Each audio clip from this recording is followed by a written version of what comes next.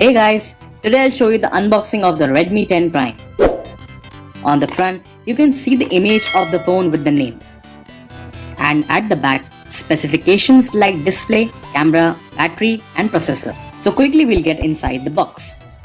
First, we have this lid. Inside it, we get the SIM ejector tool.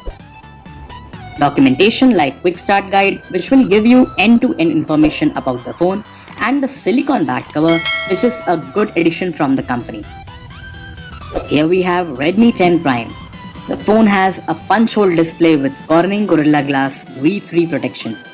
At the back, we have a 50 megapixel quad camera setup with Redmi branding at the bottom left. The phone looks very stylish.